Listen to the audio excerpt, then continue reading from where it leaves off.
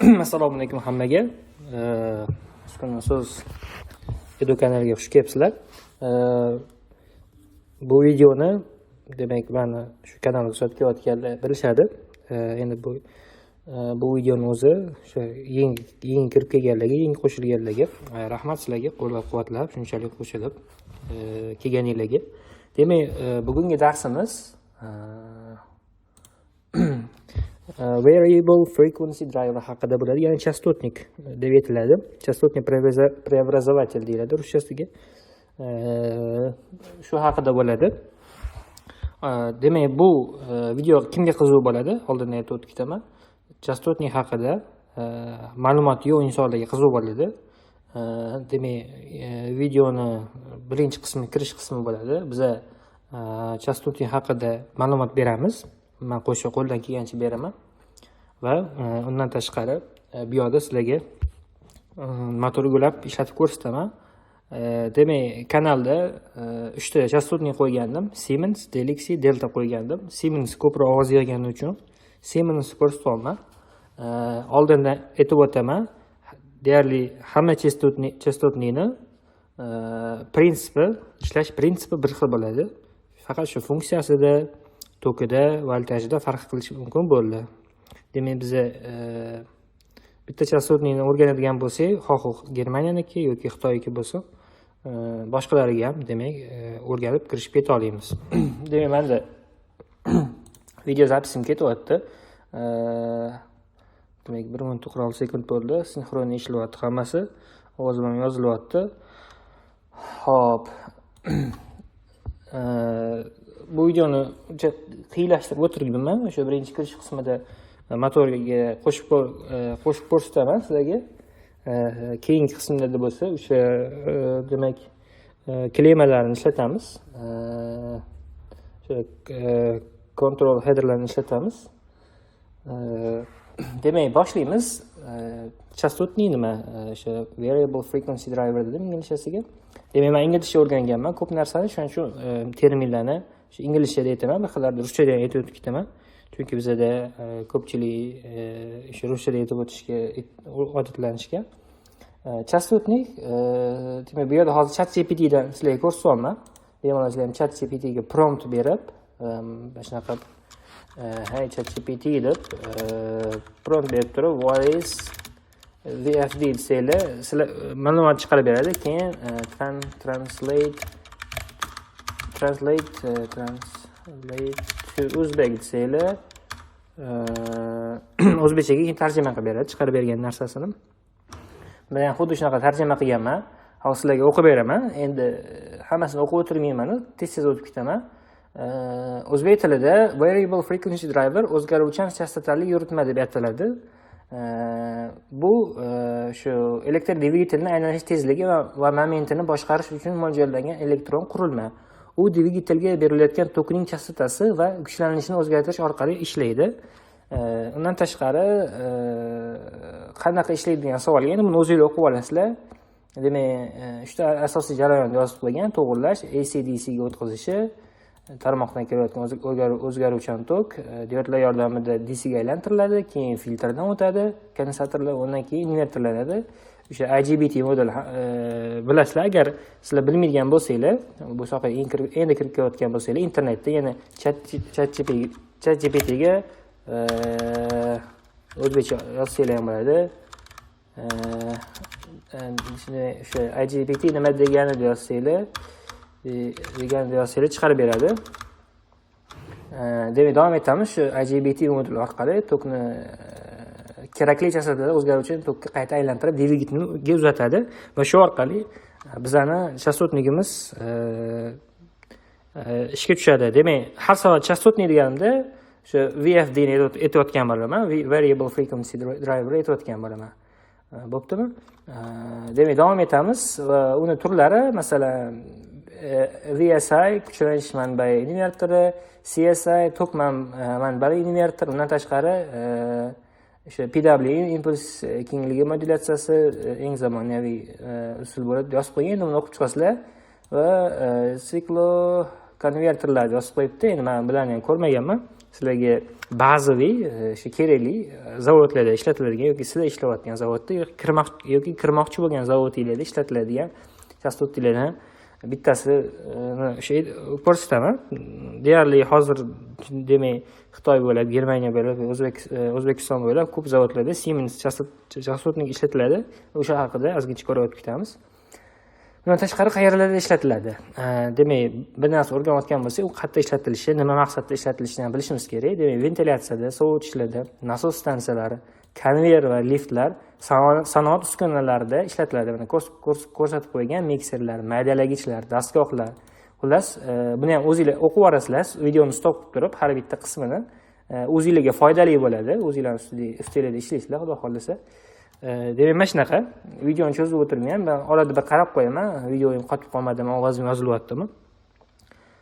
Xudo xolasa mikrofon olganimizcha DJI, demak, iPhone o'zida yozib turamiz. Davom etamiz. Mikrofonim og'zimga yaqin qo'yib olganman. Masalan, sizlarga mana ko'rsataman, o'sha chastotniklarni endi bitta ko'rinishi bu ham, mana ko'ryapsizlar. Qutini demak konveyer orqali tepaga yo'naltiryapti. Chastotnik orqali yoki mana bu yerda ham xuddi shunaqa chiqayotgan suv mahsulotlarini chastotnik orqali lenta bo'ylab yurg'izyapti. Yoki mana shunaqa ko'p ishxonaga kirsanglar, shu boshlang'ich mahsulotni uskunaga olib kirish uchun yoki tayyor bo'lgan mahsulotni olib chiqish uchun shunaqa motor orqali, reduktor orqali buni chastotnik ulab turib, demak, ko'pgina lentalarni ishga tushirishadi. Endi bu yerda misollar ko'p, bunaqalardan ko'p ko'rgansizlar. Chastotnik o'zining ham rasmi bor, boshqalari bor. Mana bu yerda tepada lenta, pastda chastotnik. Mana shunaqa prinsipda ishlaydi. Demak, shu qachon cho'moldinglar, to'g'rimi chastotnik haqida? Sizlarga endi buni ichki qismini ko'rsatib o'tirmayman. Masalan, u chastotnik, masalan, how IGBT deyiladi. Amplifies deyiladi. Sarmashda spellingni xato qilgan bo'lishim mumkin, xato qilma. The voltage emas, adashmasa ampere. Xullas, shu yoqqa o'zbekcha yozsanglar bo'ladi, qanaqa qilib shu IGBT ishlaydi deb. Demak, ChatGPT hozirgi kunda ancha rivojlangan, ko'p narsani biladi. Yoki boshqa o'sha sun'iy intellekti bor qidiruv sistemasini ishlatib, savollarga javob bersanglar bo'ladi, o'zingizlar ustingizda ishlaylar. Mana bu yerda ham shunaqa qilib qo'ygan. Yoki kelinglar anaqa deb ko'ramiz. Nima desam ekan? Masalan, machines with VFD deyiladi. Mana apparat ichidan ko'rsatib qo'yibdi. Endi buni har xil katta kichkinalari bo'ladi. Masalan, size of VFD deyiladi. Mana inglizchasiga razmerlari har xil razmerda bo'lishi kerak. Mana kattalari ham bor. Bunaqa kichkinalari ham bor. Kichkinasida masalan 100 watt, 400 wattdan 220, 300 kilowatt, bundan kattalari ham bo'ladi. Shunga yarasha toki ham, amperaji ham boshqacha bo'ladi. Demak, shu haqida ma'lumot berdim. Demak, ChatGPTdan boshladim, rasmlarni ko'rsatdim. Bugun sizlarga demak o'sha kanalda ovoz to'plagan Siemens V20 anaqasini, chastotligini aytib o'tib ketaman. Ko'rinishi shunaqa bo'ladi. Hozir bu videoni davomida kamerani yoqib ko'rsataman. Kontrolga ishlayaptimi ekan? Kichkinlashtirib yubordimmi? Xo'p, kontrol altmidi. Kattalashmasa ekan. Xullas, mana shu chastotnik. Chastotnik shunaqa ko'rinishda, bu ham shunaqa V20, faqat buni o'sha har xil razmerlari bo'lishi mumkin. Chalg'iymiz. Mana bu kanalda oldin aytib o'tib ketgandim. Bilmaydiganlar videoda tepalarda turibdi, ma'lumot berganman. Shuning ichida sizlar qanaqa ulashinglarni ko'rsatib qo'ygan. Biz ham video ikkinchi qismida shunaqa bo'laymiz. Kiraylik. Mana shunaqa bo'laymiz. Demak, potensiometr bilan uni tashqaridan chastotasini boshqaramiz va xuddi shunaqa ulab turib, chatga o'ngga aylantiramiz. Buni ikkinchi dars qismida bo'ladi. Qolganini osnovani olganinglardan keyin o'zingizlar o'sha xohlagan chastotniklarni kitobini o'qib turib, mana bu yerda kitobi bor. Hozir buni ham ko'rib chiqamiz. I have a problem. Bo'ldi, endi upload qildi. Shu kitob shunaqa bo'ladi. Sal pastroq tushamiz. Qo'yibdi. Xullas, shularni ko'ramiz. Chastotning ko'rinishini ham aytdim. Shunaqa ko'rinishda bo'ladi. Mana videoni zapis qilyapti. Ketyapti. Uzr. Shunaqa ko'rinishda bo'ladi. Hop, mana bu tepasi Smart Access, ya'ni veb-sayt orqali boshqasi bo'ladigan parametrni o'zgartirsa bo'ladigan modul yo'q. Mana bu yoq qismi menda yo'q.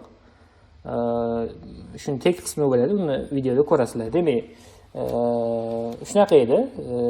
Ko'rasizlar, har xil joylarga qo'yib qo'yishgan, har xil razmerlari bor. 400 watt, o'sha 100-200 dan tepasi bo'ladi. Mana har xil boshqariladigan panellari ham bo'ladi.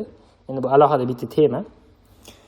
10 bo'ldi, to'g'rimi? Endi mavzuga qaytamiz. Demak, har bitta chastotning o'zining kitobi bo'ladi. Shunisiga e'tibor beramiz. Har doim sizlardan iltimos qilgan bo'lardim. Biror bir chastotnikni ishlatishdan oldin kitobini o'qib chiqinglar. Endi masalan, bu yerda 300 mishkaga qaraymiz. 348 bet bo'ladigan bo'lsa, 348 bet hammasini demayman. Agar o'qib chiqsanglar, o'zingizga yaxshi bitta chastotnik bo'yicha professional bo'lasizlar. Agar ingliz tilini yaxshi biladigan bo'lsanglar, o'qisanglar, undan ham nur ustiga a'lo nur bo'ladi. Lekin o'sha qanaqa Galaxy chastotnik olasizlarmi, Delta olasizlarmi, Nates olasizlarmi yoki boshqa anaqa Jarol olasizlarmi? Qanaqa chastotnik olsanglar, o'zining kitobi bor. O'sha kitobiga qarab turib, sizlarga yo'nalish berilgan bo'ladi. Qaysi nastroykani o'zgartirsang, pultdan boshqarasan. O'sha pult degani mana 100 qismi bo'ladi. 100 qismi bo'ladi. Qaysi parametr o'zgartirsang, tashqaridan boshqarasan. Ya'ni o'sha button qo'yib, switch qo'yib, keyin potentsiometr qo'yib boshqarasan deb aytgan bo'ladi. Keyin foydali, masalan, tezlanish, sekinlanish, tormoz, rezistorni ulash. Endi rezistor alohida bitta tema. Katta yuk bilan ishlaydigan chastotniklarda, motorlarda chastotnik qo'yilsa, rezistor bo'ladi. Endi bu alohida tema bo'ladi. Hop, o'shalar shu bashinni kranida ham bo'ladi. Hozir gapirib turib boshqa o'tib ketib qoldim. Endi qaytamiz. Demak, o'sha kitobda sizlarga ошибкалар chiqsa, qanaqa uni to'g'rilash, qanaqa o'sha ruschasiga shuni bila olmadim. Usturamid dermidi? O'shalarni to'g'rilash, ya'ni fix the problem bo'ladi inglizchasiga. O'shalarni to'g'rilash bo'yicha ma'lumotlar berilgan bo'ladi. Menga juda ham ko'p odam yozadi. Shu chastotda bunaqa bo'ldi, bunaqa muammo bo'lyapti deydi. Men o'shanda endi o'zligiga ham aytaman, shu pastida anaqalari bor. Hozir ko'ringlar. Mana alarm code list yozib qo'ygan. Faultlar, alarmlar haqida bor. O'sha ошибка fault bo'ladi. Mana masalan, tok tushib ketdi, yana motor qizib ketdi degan ошибкалар bo'ladi. O'shalarni shu kitobdan, o'sha xohlagan sizlar ishlatayotgan chastotning kitobidan olib, demak, muammoga yechim topsanglar bo'ladi. Shunga e'tibor beringlar. Shu eng yaxshi anaqasi bar o'zining kitobi. O'sha zavodda yozilgan kitobi. Shuni kim o'ylab topgan bo'lsa, o'sha yozgan kitobi bo'ladi. Tepaga chiqamiz. Xo'p, yana nima demoqchi edim? Yana bitta tavsiya, agar siz balkim bu videoni hozir bu zavodda bor odam o'zini injenerni o'qitayotgandir yoki tavsiya qilayotgandir yoki ko'rayotgandir, har doim chastotnikni injenerdan sotib olishinglarni maslahat beraman. Chunki injener sizlarga apparatinglarga qarab turib, qanaqa chastotnik kerak, nima chastotnik kerak, necha amper bo'lishi kerak, masalan, ortiq amper sal kattaroq bo'lsin, rezistor qo'yiladigan bo'lishi kerak yoki nima desam ekan, bunda IP o'sha suvga, changga chidamli bo'lishi kerak deb sizlarga maslahat beradi. Tashqaridan oladigan bo'lsangiz, ko'pchilik chastotni ham sotadi, lekin ko'pincha maslahat berishmaydi. Endi beradiganlar bo'lsa, demak, men sizlarni nazarda tutmayapman. Shu unaqa maslahat bermaydiganlarni nazarda tutyapman. Shunaqa. Xudo xolasa o'zimiz ham chastotniklarni olib kiradigan bo'lsak, sizlarga shu yaxshilarni tavsiya qilamiz. Videoyimiz bilim berish, unaqa ketib qolmaymiz. reklama nima qilib. Demak, 14 minut, 15 minutcha bo'libdi. Hozir bu yog'ini ko'rmaymiz. Kitob endi e'tibor bergan bo'lsanglar, kitob o'sha mundarijalardan iborat. Qayerda nima Aristoteles 85 bor yoki nima tez o'qib tashlayman, sizlar stop qilib ko'rsanglar bo'ladi. Shu vaqtni qisqaroq qilib tez gapirib, ovozimni ham balandroq gapiryapman. Xullas, masalan, oddiy ertak kitob yoki katta kitob o'qisak, masalan, anaqa Sariq devni oladigan bo'lsak, masalan, o'sha Hoshimjonni qattiq anaqa qilishi, nima qilishi, Sariq devni minib, Sariq devni o'limi, keyin har xil anaqalar bo'ladi, mundarijada joylari bo'ladi, o'shanga o'xshab. Endi unda kichkina bunda o'sha chastotniga to'g'rilab aytyapman. Boshqa kitob o'qiydigan bo'lsa, shunaqa mundarijalar bo'ladi. Sizlarga kerakli narsalarni shu yerdan tezroq topib olsanglar bo'ladi. Chem o'sha hamma kitob o'qib chiqqandan ko'ra. Biz hozir endi bu video ikkinchi qismida ko'rib chiqamiz. O'sha tashqaridan boshqarilishi. Mana bu yoqda pastga tushsak. Hop, chastotnimiz haqida berilgan, amperajlari berilgan, kilovatlari berilgan, ko'rinishi ham berilgan. Mana qulay bo'lsin deb mana bu yoqda demak kullersiz yozib qo'ygan. Bittasida kuller bor, bittasida kuller yo'q. Demak radiator o'zi bo'ladi. B size, C size yozib qo'ygan. Undan tashqari o'sha qayerda ishlangan mana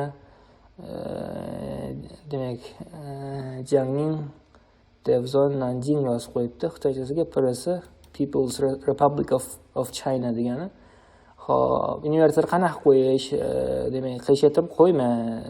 Shu anaqa hozir nima derdi, shuni esimdan chiqib qolibdi.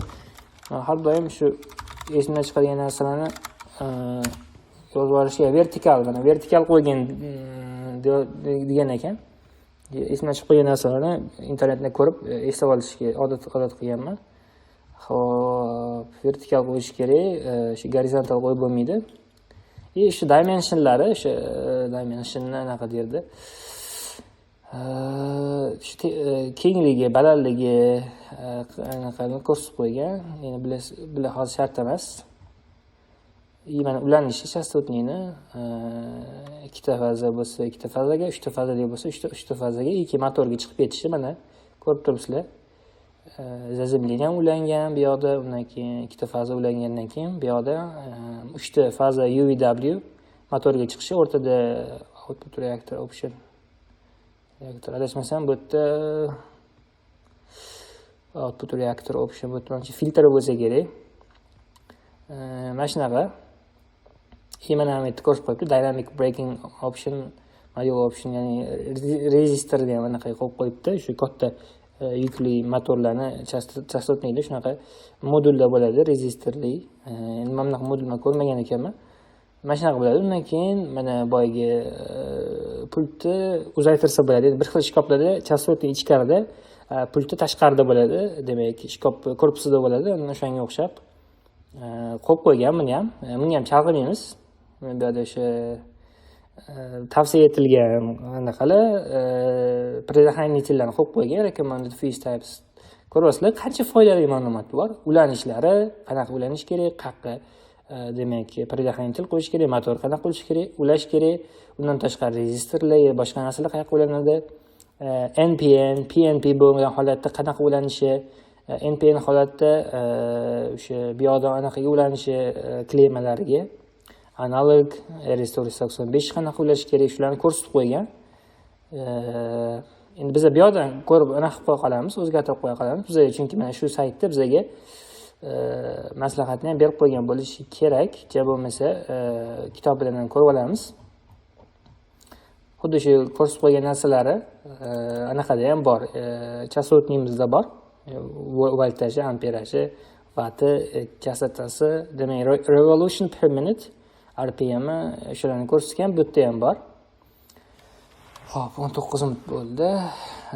Demak, yana davom etamiz. Bizga yozilyapti, yaxshi. Keyin delta star ulanishi. Delta star ulanganda o'sha nastroykadan o'zgartirib qo'yish kerak bo'lgan joylar bo'lsa, o'ta ham o'zgartirib qo'yiladi. Чтобы chastotli qanaqa motor ulayotgan, qanaqa metodda ulangan motorni ko'rish uchun bu yoqqa ham chalg'imaymiz, chunki bu o'sha aytayotgandek yangi kelganlarga, hali bu haqida bilmaydiganlarga, zavodda ishlab turib shu haqida o'rgangisi kelayotganlarga mana bu yerda qanaqa ulanish kerakligini ko'rsatib qo'ygan. Tushunamiz, endi kitob shunaqa boshlangan. Undan tashqari mana bu yerda o'sha pultidan qanaqa nimani bossang, qaysini o'tadi, nima qiladi. Mana birinchi bo'lib yoqqaninglarda o'zini zavodskiy nastroykasida mana shu 50 nuqta o'sha P ga o'xshagan yozuvlar chiqadi. Undan keyin display menu, keyin setup menu, o'sha displayni chastotani, amperni, wattni ko'rish, undan tashqari parametrni ko'rish uchun alohida bitta menyusi bor. Demak, ashibkalarga log qilsak bo'ladi. Bu boshqa yana ko'rib chiqamiz. Endi baribir bu yerda men ko'proq o'zingizlarga qoldiraman. Bu yerda hamma narsani ko'rsatib qo'ysam, nima desam ekan, odam dangasa bo'lib qolishi mumkin. Shu odam o'zi shuni переводчикка tiqibmi, agar inglizchani bilmasa, ruschaga o'zbekchaga o'tirib, har kun o'tirib o'rganish kerak. Men ham sizlarga o'xshab o'rganayotgan yigitman. Unaqa shuni ham hisobga olinglar. Demak, hammamiz o'rganyapmiz. Bu yerda keyin mana ko'rsatib qo'ygan. Qanaqa holatda, nima holatda. Hop, yana pastga tushamiz. Sizlarga anaqani ko'rsatmoqchi edim. O'sha anaqasi bor. Mana bu yerda ulanish holatlari bor. CN00 qani?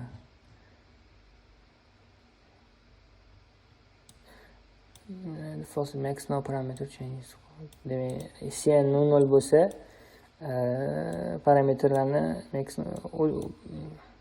parametrlar o'zgarmagan bo'ladi.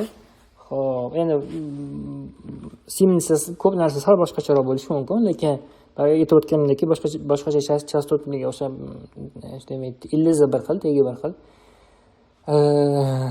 Demak, bizda bitta narsa tushunishimiz kerak. Siemensda ulanish metodlari bor va ular Siemens shuni chiroyli qilib, akkuratni qilib qo'ygan. Demak, CN001 deyiladi. Uni hozir ikkinchi videoda ko'rsataman, video davomida. Demak, bizda faqat shu pultni o'zidan boshqariladi. Demak, men bu yoqqa adashmasam, tezlikni ko'rsatadigan adashmasam indikator qo'ygan bo'lish kerak, keyin running chiroq bo'lish kerak, bu yerda ham HPK chiroq bo'lish kerak. Xullas, mana shu yerda parametrlarni ko'rsatib qo'ygan. Shu parametrlarni teradigan bo'lsanglar, mana zavodskoy yozib qo'ygan inglizchasiga, keyin anaqa uchun CN001 holat uchun, demak, mode uchun shunaqa nastroyga qilib qo'ygan. Ko'rasizlar, bir-biriga o'xshaydi, farqi yo'q. O'sha keyingisida bo'lsa, keyingisi terminalda, mana o'sha klemani terminal deydi. Aytayotgandagi demak, potensiometr ulash mana bu yerda ko'rsatib qo'ygansizlar. 0 ko'rsatib qo'yilgan, 0.10 volt potensiometr. Undan tashqari o'chirib yoqish uchun, orqaga aylantirish uchun fault acknowledgement degan narsa bor. Ashibkani o'chirishga. Demak, ashibka chiqqan bo'lsa, bu yerda ashibkani o'chirib qo'yisinglar ham bo'ladi. Bitta narsa bor, alarm bilan fault degan narsa bor. Mana hozir ko'rsataman sizlarga. Shuni ham anaqa bilishinglarni xohlar edim. What is alarm and what is fault? Explain deymiz. Translate to O'zbek deymiz. Hozir chiqaradi bizani ChatGPT'miz. Ungacha ham shuna ko'rib olaman. Demak, 24 minut bo'libdi. Xo'p. Mana o'zbekcha tarjimasi. Masalan, Synapse 20 alarm fault tushunchasi quyidagicha farqlanadi. Alarm ogohlantirish. Demak, sizlarning chastotningizda agar shunaqa alarm ashibga chiqsa A bo'lib, demak, bu ogohlantirish. Ko'rasizlar, ogohlantirishda, demak, sizlarning holatingizda dvigatel to'xtamaydi, ishda davom etadi. Ma'nosi, bu shunchaki ogohlantirish. Tizim o'zining ruxsat etilgan chegarasiga yaqinlashayotganini bildiradi. Masalan, biroz qizib ketishi yoki kuchlanish o'zgarishi. Natijada, agar muammo bartaraf etilmasa, ogohlantirish o'z-o'zidan yo'qoladi. Agar muammo ogohlantirish o'z-o'zidan yo'qoladi. Agar o'sha sizlarda qanaqadir muammo bo'lgan bo'lsa, birinchi ogohlantiradi sizlarga. Masalan, motoringiz qizib ketayotgan bo'lsa, ogohlantiradi. Keyin bo'lsa o'sha xatolikka o'tib qoladi, avariya bo'ladi. Keyin fault o'sha aytayotgandagi F deb ochib chiqadi. Hozir sizlarga bu yerga yana ko'rsataman.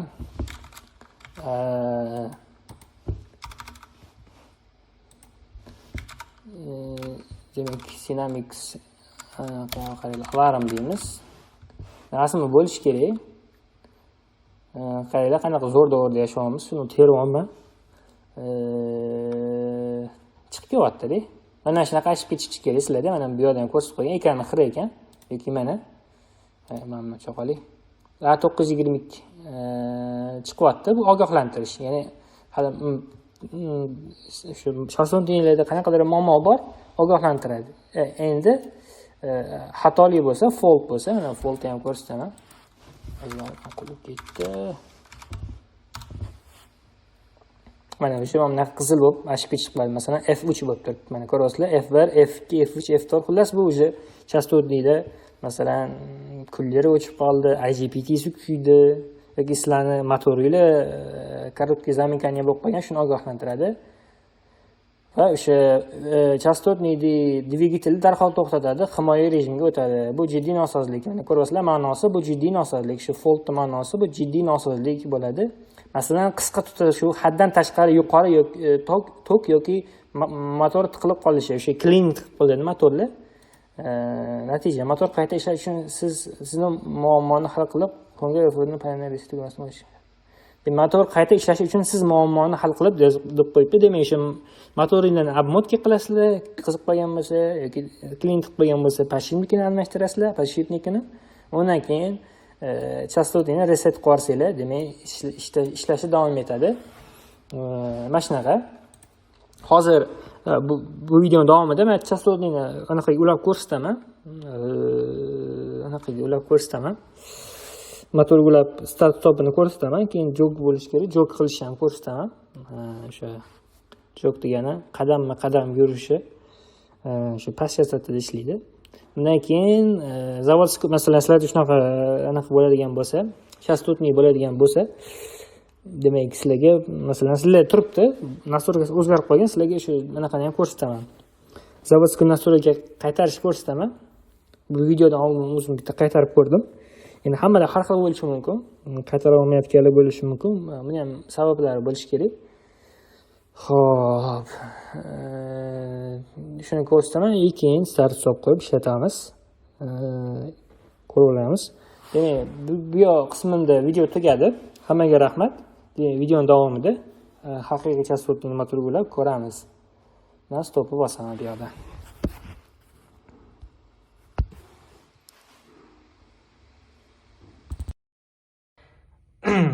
Xo'p, davom etamiz. Birinchisini shu kompyuterda ko'rsatdim, sizlarga qisqa ma'lumot berdim. Hozir bu videoni ikkinchi marta olyapman. Demak, videoyim noto'g'ri rakursdan tushib qolibdi.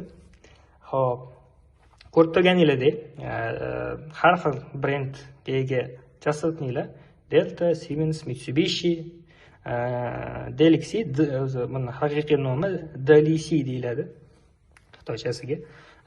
Shu chastotniklarni qo'yganman. Demak, buni birinchi ko'rib turgan odamga, xudo xolasa, qiziq bo'ladi. Bu chastotniklarimizni brend har xil, lekin maqsadi shu bir xil. Motorni plavniy, demak, tezlashtirish, sekinlashtirish, har xil masalan motor qizib ketishini oldini olish, motorda muammolar bo'lsa, sizlarga shu bunaqalarni muammolarni ogohlantirish yoki muammo bo'ladigan bo'lsa, motorga demak tok chiqarmasdan uni demak защита qilib turish bunaqalari bor. Hozir biz o'sha gruppada Dynamics V20 ovoz berganda o'shani ko'rsataman sizlarga. Bu yoqni endi yod qilmaysizlar, hozir hammasini ketma-ket ulagandim. Demak, qolganlarni olib turib, bitta shuni o'zini qoldiraman va sizlarga zavodskiy nastroyka qaytarib, bu yoqdan start stopini ishlatamiz. Demak, chiqishiga ulab. Bu video shu haqida bo'ladi. Chunki keyingi videoyimiz o'sha parametrlarni o'zgartirib, potentsiometr, bu yoqdan switch qo'yib, tashqaridan boshqarishni ko'rsataman. Endi o'sha bu video endi kirib kelayotganlarga yoki bilmaydiganlarga qiziq bo'ladi. Agar siz biladigan bo'lsangiz, bu yerda unaqa chuqur funksiyalar yo'q. Chuqur funksiyalarni o'zim ham o'rganishim kerak. Demak, hammamiz o'rganamiz. Mana shunaqa. Shu videodan oldin aytib qo'yaman. Demak, eng ko'rayotganligi hozir mana bitta narsaga e'tiboringiz tushgan bo'lishi kerak. Hamma частотниymizda o'zini shu pulti bor. Ekranda mana anaqasi yuzida turibdi. Mana masalan, Sinamix oladigan bo'lsak, mana bu yerda mana start, stop, ya'ni unda yozilmagan, belgi qo'yib qo'yilgan. Mana bu yerda deltadan run, stop yozib qo'yilgan yoki mana Delxida pusk stop yozib qo'yilgan. Demak, shu knopkalari bor. Частотнигimizni ishga tushirib, motor aylantirish uchun, menyuga kirish uchun, hozir ko'rdinglar, ishladi bu. Keyin menyuga kirish uchun menyuga kiriladi, undan keyin menyudan chiqib ketiladi. Tanlash, demak, частотani o'zgartirish uchun knopkalari bor. Deltada masalan xuddi shunaqa, частотani o'zgartirish uchun yoki menyuni tanlash uchun, parametrga kirish uchun, keyin qo'shimcha potentsiometr bor. Masalan, anaqa uchun частотani o'zgartirish uchun, demak, настройкасini o'zgartirsak bu yoqdan bo'ladi, knopkasidan yoki potentsiometrdan bo'ladi. Endi iloji boricha oddiy sodda qilib tushuntiraman. Undan tashqari mana Mitsubishi brendiga ega bo'lgan частотниymizda ham ko'rib turibsizlar, shu enkoderi bor. Shu enkoder orqali частотani to'g'rilasak bo'ladi. Undan tashqari bunda ham start stoplari turibdi. Demak, настройкалар turibdi. Настройкаga kirish, tanlash, chiqib ketish bunaqalari bor. Delxida ham xuddi shunaqa. Bunda ruscha yozib qo'yilgan. Menyuga kirasizlar, tanlaysizlar, masalan, настройкалар chiqib ketasizlar. Mana bunda ham mana hozir puskga bossam ishga tushadi.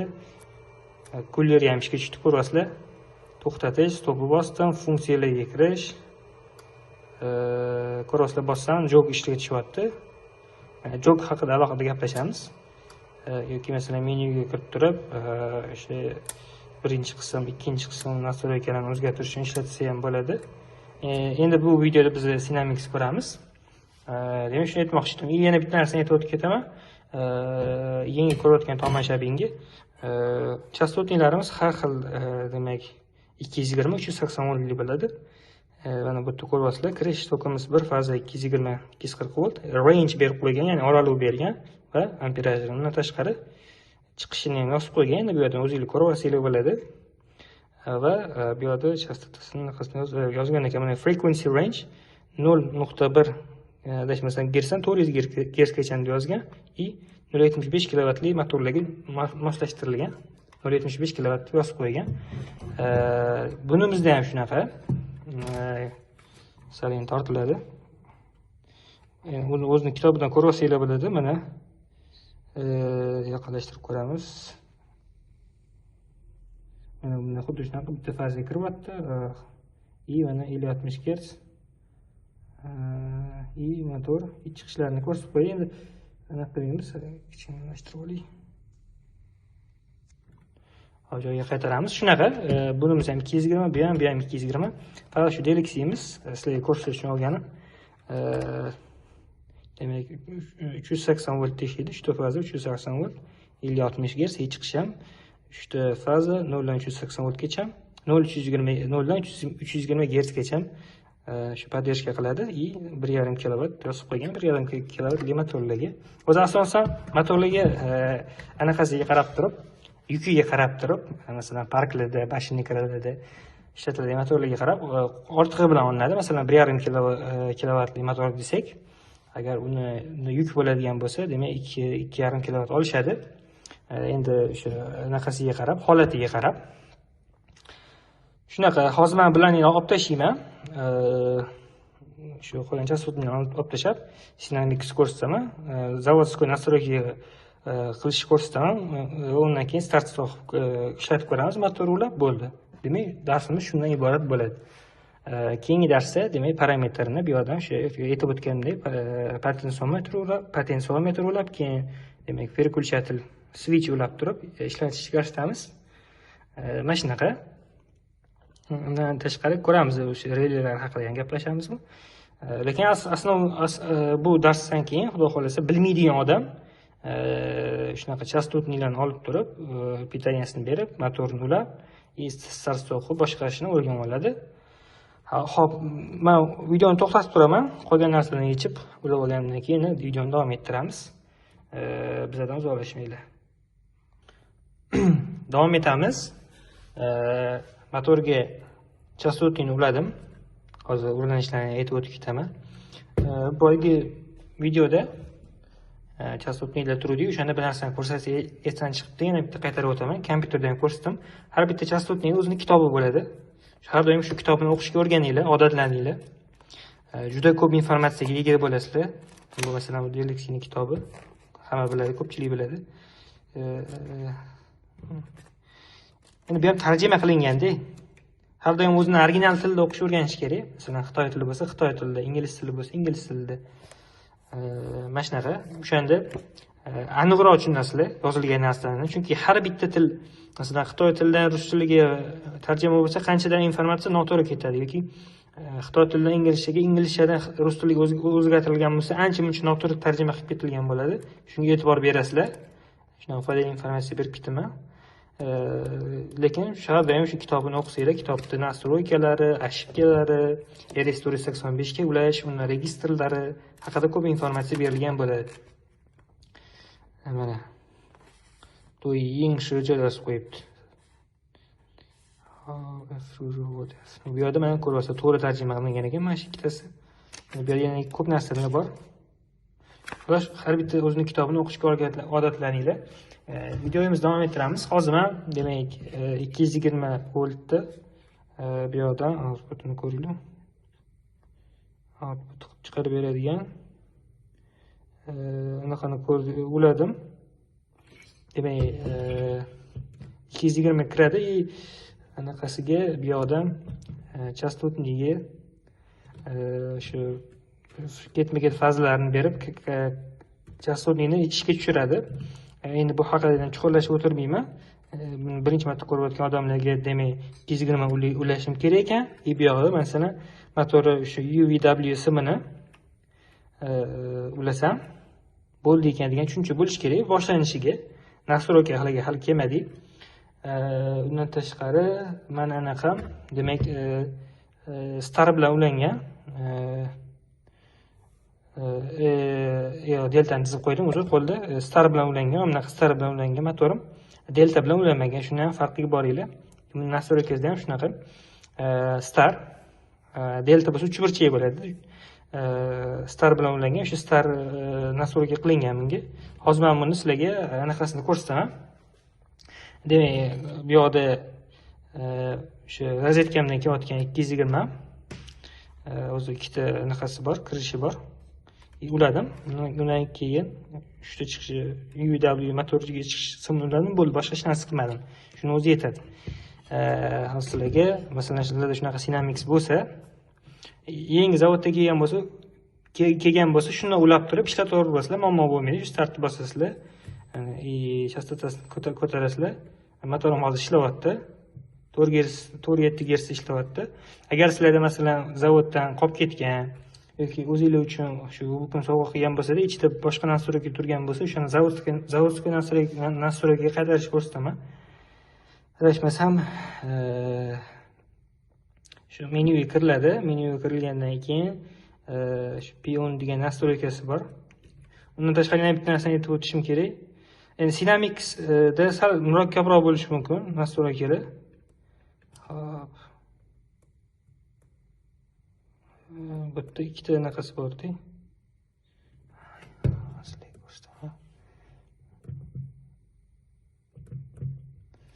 Noto'g'ri bosaman menimcha. Ushlab turishim kerak. Mana o'tdi. CN degan nastroyka bor. Boya kompyuterda ham ko'rdik. Faqat chuqurlashmadik. Siemens zavodi sizlarga qulaylik yaratish maqsadida o'zi shunaqa anaqalarni bergan, nastroykani bergan. Demak, 00 o'zining zavodskiy nastroykasi hech qanaqa parametr o'zgarmagan bo'ladi. Keyin bu yerda masalan 1, 2, 3, 4 bor. Uni kitobda o'qib olishingiz kerak bo'ladi. Uni ham bir ko'ramiz. Demak, sizlar masalan ventilatorga yoki qanaqadir ham motor ulanayotgan bo'lsanglar, o'zi sizlarga default deyiladi inglizchasiga. O'sha o'zi berilgan nastroykalar bo'ladi. Masalan, sizlar bu yerda qilib o'tirmaysan, nastroykaga kiribdi. Shuni tanlaysizlar, shuni o'zini bo'ldi, keyin ketadi. Masalan, CN10 adashmasam RS485 bo'lishi kerak. CN11 bo'lsa USS degan anaqasi bor buni. Protokoli bor, anaqani o'zini Siemens. O'shani tanlaysizlar, ketadi. Hozir men qo'yib ko'rsataman, masalan. Tanlashinglar bilan chiqadigan bo'lsanglar, o'sha nastroykaga o'tib oladi. Endi qaranglar. Mana bir narsani ko'rsatmoqchi edim. Bir xillarda shu nastroykaga kirsanglar, o'zgartirib bo'lmasligi mumkin yoki sizlarda faqat boshqa nastroykalar chiqishi mumkin. Zavodskiy nastroykaga qaytish uchun bizga P10 bilan P920 degan anaqasi kerak bo'ladi. Shu knopkani bitta bossanglar, o'zi chiqadi. Agar sizlarda boshqacha chiqayotgan bo'lsa, masalan, yani hozir menda chiqmadi, 1000 yoki 1020 boshqacha narsalar chiqayotgan bo'lsa, ko'pincha shu mana bu joyidan hozir ko'rsataman sizlarga.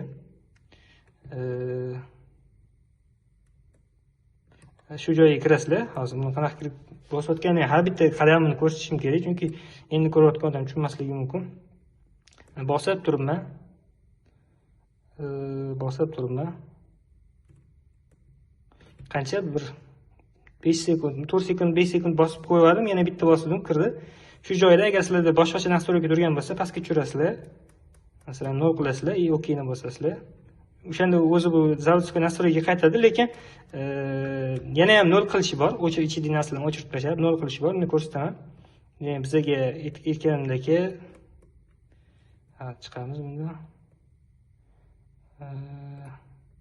Mana ko'ryapsizlar, endi yana kirdi. Bosib qo'ysanglar chiqadi, bitta bossanglar kiradi. Bizga P10 degan nastroyka kerak. P10imizni o'sha 30 qilamiz, OKni bosamiz. Undan keyin 920 sirasi chiqadi. Ko'rdinglar, ketdan 920 sirasi chiqdi. OKni bosasizlar, bosganinglardan keyin tevaga ko'tarib 21 tanlab OKni bosib yuborsanglar, bo'ldi, zavodskiy nastroykaga qaytdi.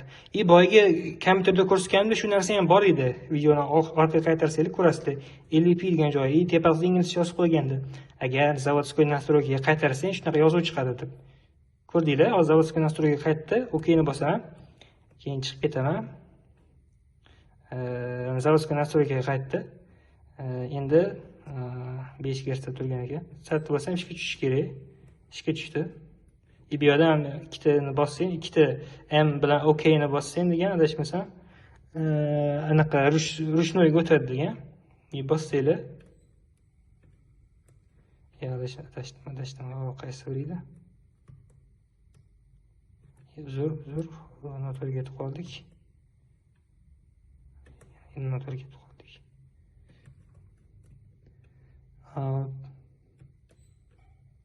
Bo'ldi, mana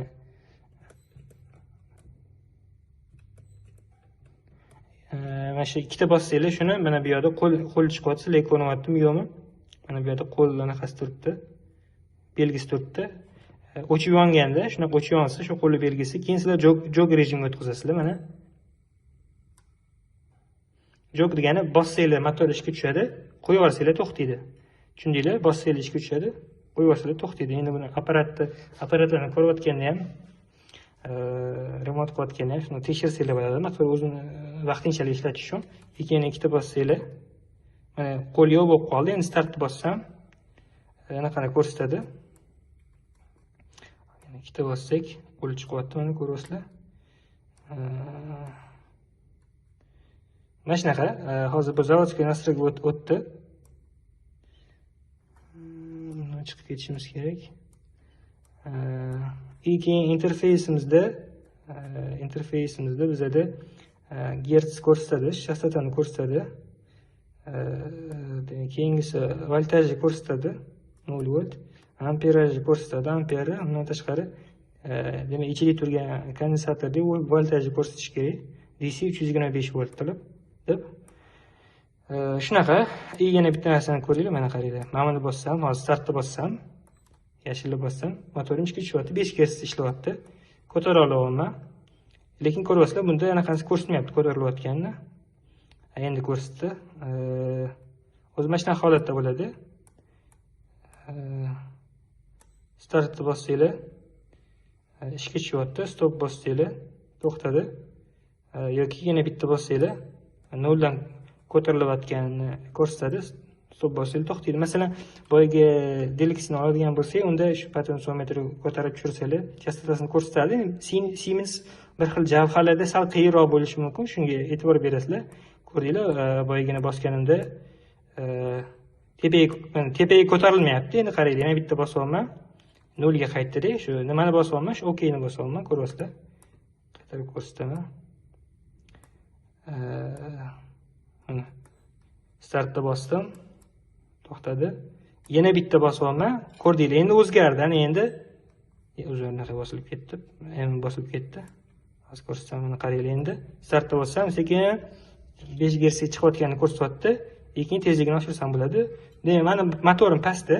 1,5 kilovatlik motor bo'lgani uchun aniq qilmadim. Bu yoqqa stul ustiga qo'yib o'tirmadim. Ovoz eshitilyapti deb umid qilaman. 23 Hz ko'ryapsizlar. Stop bossam to'xtaydi. Startni bossam yana ishga tushadi. Mana qaranglar, shu ishlab turgan vaqtda sizlar demak, chastotnikdan chiqayotgan voltajni 109 volt. Bundan tashqari motorimiz iste'mol qilayotgan amperni 0.87 amper. Undan tashqari DC volt 322 i chastotani ko'rishimiz mumkin. Umid qilamanki, shu anaqani tushuntirdim. Chastotnik haqida tushuntirdim. O'zining ham ko'rinishi shunaqa. Radiatorda bo'ladi, ichida demak niskiy chasti, visokiy chasti bo'ladi, kondensatorlar bo'ladi, IGBT moduli bo'ladi. Bu haqida biz ChatGPTdan yana ham ko'proq ma'lumotga ega bo'lsak bo'ladi. ChatGPTga shu anaqadami, chastotnik nima, IGBT qanaqa ishlaydi deb turib, shu translate to Uzbek desak, yoki to'g'ri o'zbekcha yozsak, bizga shu haqida ma'lumotlar chiqarib beradi. Bu darsda demak biz terminallarni ko'rmadik, terminaldan boshqarishni. Bu darsda o'zini shu start stopdan boshqarishni ko'rdik. Mana bu yoqda ham anaqa savol, endi bu alohida tema. Shuni ham ko'rsatib ketaman. Buni bu haqida aytmadim. Buni o'zingizlar ham shu o'qib turib bilib olsanglar bo'ladi kitobini. Demak, shunaqa o'zini internetdan Sinamix V20 manual deb yozsak, chiqarib beradi. Qo'zg'arib ketdi. Chiqarib beradi. O'qisak bo'ladi. Kitob shu o'qisak, kitobda nastroykalari, shunga o'xshash narsalar beriladi. Masalan, Telexni oladigan bo'lsak, buni ham xuddi shunaqa, masalan, rejim управления VF yoki vektorniy управление yoki masalan выбор режима оперативного управления, управление пульта, клемма, управление сети, xullas mana shunaqa. Anaqada ham Siemensda ham yoki o'sha sizlar xohlagan, sizlarda bor chastotida shunaqa kitobi bo'ladi. Video yoqqan bo'lsa, shu tekstga qoldiringlar. Savolinglar bo'lsa, shu uskuna so'z adminga bersanglar, qo'ldan kelgancha javob beraman. Demak, bu dars endi kirib kelayotganlarga manfaatli bo'ldi deb o'ylayman. Rahmat, kattakon salomat bo'linglar. Demak, hech narsani esdan chiqarmadim. Ulanishlari, bu yerdan chiqishlari UVW ga ulanadi. O'sha sizlarning chastotniklar Delixi bo'ladimi, boshqa model bo'ladimi? Kirish ham har xil 220-380 voltli bo'ladi. Zavodskiy nastroyga qaytarishni ko'rsatdim. Shunaqa gaplar. Rahmat, kattakon.